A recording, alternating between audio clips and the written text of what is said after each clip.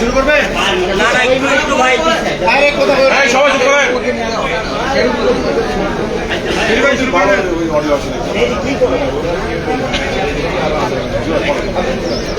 বাংলাদেশ জামায়াতে ইসলামী প্রাক্তন ভারপ্রাপ্ত secretary general জনাব এটিএম আজাদ সাহেবকে ব্রিটিশ সরকারের আমলে তখনকার যিনি মৃত্যুদণ্ডাদেশ প্রদান করেছে, সেই মৃত্যুদণ্ডাদেশের বিরুদ্ধে আমরা রিভিউ আবেদন দায়ের করেছিলাম। সেই রিভিউ আবেদন আজকে আংশিক শুনানি হয়েছে। আগামীকালকে সকালবেলা আবার আইটেম হিসেবে শুনানি হবে। আজকে প্রাথমিকভাবে কথোপকথনের এক পর্যায়ে মাননীয় আপিল বিভাগ সন্তুষ্ট হয়ে আমাদের কাছে এডিশনাল গ্রাউন্ড চেয়েছে, কোন কোন গ্রাউন্ডে রিভিউ করা হয়। তার জন্য আমরা 7টি গ্রাউন্ড তৈরি করা হয়েছিল আগে। এই 7টি গ্রাউন্ডের কপিও আজকে আদালতে জমা দেওয়া হয়েছে এবং এই গ্রাউন্ডে লিভ হবে কি হবে না এই মর্মে আগামীকালকে সকালে শুনানি হবে এবং শুনানি অনুযায়ী পরবর্তী আদেশ আদালত পরবর্তী আদেশ প্রদান করবেন।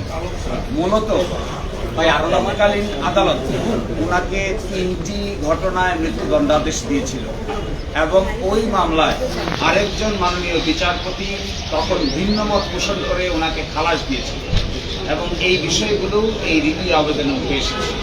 আমরা আশা করি আগামীকালকে মাননীয় আদালত আমাদের এই এডিশনাল গ্রাউন্ডে লিভ মঞ্জুর করে পরবর্তী করণীয় সম্পর্কে আমরা আদালতের নির্দেশনা অনুযায়ী পরবর্তী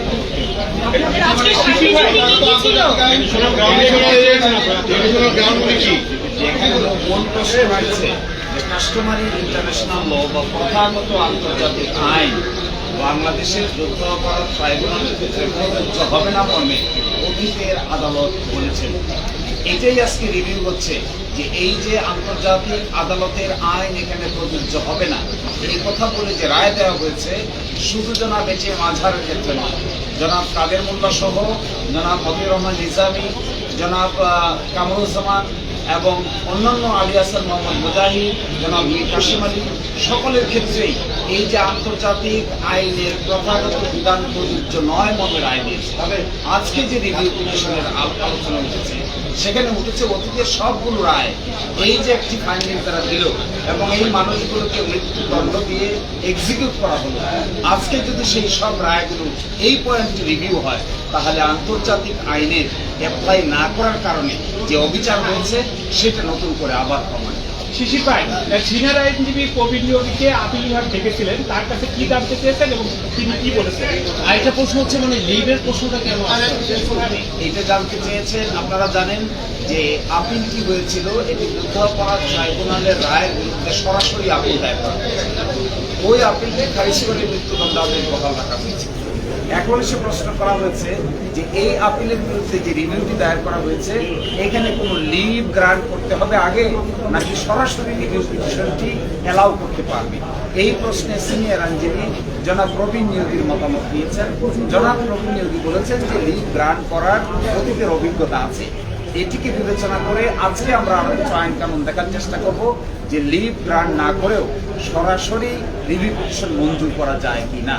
আগামীকালকে সকালে এই আইনের বিধানগুলো মাননীয় আদালতের সামনে উপযুক্ত পন্থায় দায়ের করা হবে।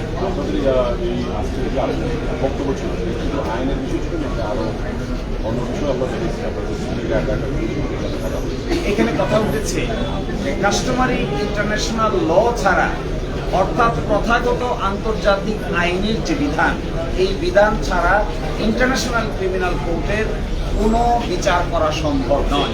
এই বিচার হয়েছে সিয়েরা লিওনে, এই বিচার হয়েছে রুয়ান্ডাতে, এই বিচার হয়েছে ইউগোস্লাভিয়ায়, এই বিচার হয়েছে টোকিওতে।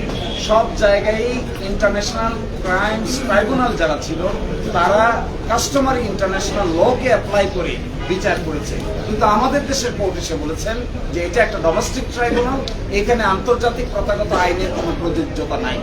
আজকে আমরা সেই প্রশ্নই তুলেছি যে আন্তর্জাতিক অপরাধের প্রযোজ্যতা ছাড়া, ওই আইনগুলোর বিধানের প্রযোজ্যতা ছাড়া এই মামলার বিচার করা পসিবল নয়, এবং যা করা হয়েছে তা আইনসম্মতভাবে করা হয়। মোস্ট ইম্পর্টেন্টলি, সবচেয়ে ইম্পর্টেন্ট কথা হলো, কেন আন্তর্জাতিক আইনের বিধানকে বাতিল করতে হলো বিচার করতে গিয়ে? আমরা বলেছি যে আন্তর্জাতিক আইনের বিধান যদি মানা হয়, তাহলে যাদেরকে এইভাবে মৃত্যুদণ্ডাদেশ দিয়ে এক্সিকিউট করা হয়েছে তাদেরকে এইভাবে মৃত্যুদণ্ডাদেশ দিয়ে সাক্ষ্য প্রমাণের অভাবে তাদেরকে মৃত্যুদণ্ডাদেশ দেওয়া সম্ভব ছিল না। এই জন্যই তারা আন্তর্জাতিক আইনের বিধানকে অ্যাপ্লাই না করে ডোমেস্টিক আইনের বিধানকে অ্যাপ্লাই করার চেষ্টা করেছেন। কারণ কি জানেন? আরো ইন্টারেস্টিং বিষয়, কারণ এই আইনে বলা আছে যে সাক্ষ্য আইন এবং ফৌজদারি কার্যবিধি অ্যাপ্লাই করা হবে না। যদি সাক্ষ্য আইন ফৌজদারি কার্যবিধি অ্যাপ্লাই করা না হয়, তাহলে বিচারটা হবে কোন আইনে? সেই ক্ষেত্রে আমরা বলেছিলাম customary international law will be applicable, কারণ এই ট্রাইব্যুনালের নাম the International Crimes Tribunal Act, এবং সেটিকে ফলো না করার কারণে আজকে এই সময় এসে প্রশ্ন উত্থাপন হয়েছে কাদের মোল্লা থেকে শুরু করে সকলকেই যেভাবে বিচারের কাঠগড়ায় দাঁড় করিয়ে মৃত্যুদণ্ডাদেশ দেওয়া হয়েছে, এগুলো কাস্টমারি ইন্টারন্যাশনাল ল অনুযায়ী করা হয়েছে কি হয় নাই, এটাই আজকের বিবেচনা। ফলে জনাব এটিএম আজহার সাহেবের বিচার হচ্ছে এই কথা ঠিক, রিভিউ পিটিশন হচ্ছে এই কথা ঠিক, কিন্তু প্রশ্ন উঠেছে সকল বিচার ব্যবস্থা, প্রশ্ন উঠেছে সকলের দণ্ডাদেশ। জানতে চাই আপনারা আজকে এসেছেন, এটা কি কোর্টের উপর চাপ প্রয়োগ করেন? আপনাদের অনেক কর্মসূচি ছিল ধন্যবাদ।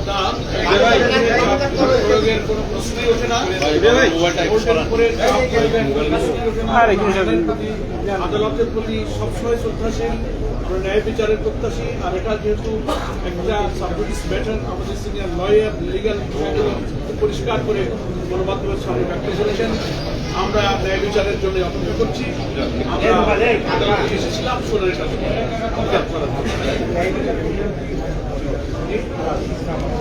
সেটা তো আমরা কালকে আবার শুনানি হবে। আদালত শুনানি শেষে নিশ্চয়ই কোনো আদেশ দেবেন। আমাদের সিনিয়র লয়াররা সেখানে থাকবেন, কোর্টের ডিসাইড, আমরা সেজন্য ওয়েট করছি। আমরা ন্যায় বিচারের জন্য ইনশাআল্লাহ আদালতে জুলুমের বিরুদ্ধে ন্যায় বিচার আমরা ইনশাআল্লাহ পাবো।